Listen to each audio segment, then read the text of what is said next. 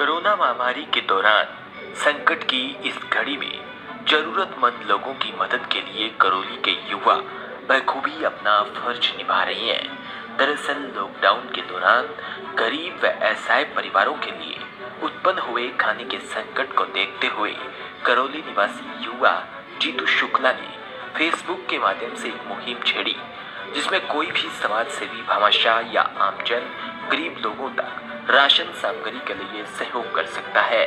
जिसके बाद देखते ही देखते सहयोगकर्ताओं की लिस्ट लंबी होती चली गई और ये युवा प्रतिदिन वास्तविक जरूरतमंद लोगों को चिन्हित कर उनके स्थान पर जाकर उनको राशन सामग्री वितरित करते हैं। पिछले 2 दिन से बाइक खराब हो जाने के बावजूद भी यह युवा गरीबों की सेवा में पीछे नहीं हटे और पैदल ही अपने कंधों पर राशन सामग्री की कीटों को रखकर वितरित करने के लिए निकल पड़े। राशन सामग्री के काफी भार को उठाते हुए जब यह युवा कॉलोनियों में पैदल वितरित करने के लिए जा रहे थे, तब डीपी के न्यूज से बातचीत में बताया कि प्रशासन द्वारा सहायता हेतु अधिकृत बाइक खराब हो गई और लॉकडाउन के दौरान उसको सुधारा भी नहीं जा सकता। ऐसे में गरीब लोगों तक राशन सामग्री पहुंचाना जरूरी है। इस वजह से पैदल ही घर तक सामग्री वितरित कर रहे हैं। ब्यूरो रिपोर्ट, डीपी के न्यूज, करौली।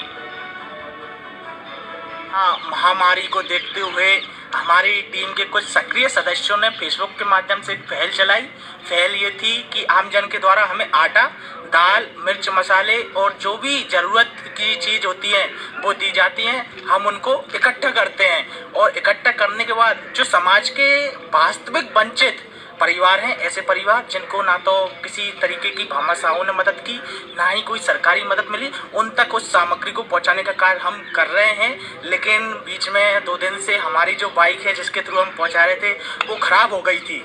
ख़राब हो जाने के बाद हमें लगा कि अगर बाइक ख़राब हो गई तो हम कैसे सामान पहुँचाएँ। लेकिन वंचित परिवारों का मदद करने का जो उद्देश्य हमने ठाना था, उस संकल्प को पूरा करने के लिए हम पैदल ही निकल गए और पिछले 2 दिनों से हम पैदल ही जाकर उन गरीबों के लिए भोजन की जो सामग्री है, सूखी सामग्री पहुंचाने का कार्य कर रहे हैं। इस सामग्री में हम 15 दिन की सामग्री एक परिवार को उपलब्ध करा रहे हैं ताकि कोई गरीब परिवार जो वंचित है, वास्तविक जरूरतमंद है, वो भूखा ना रहे।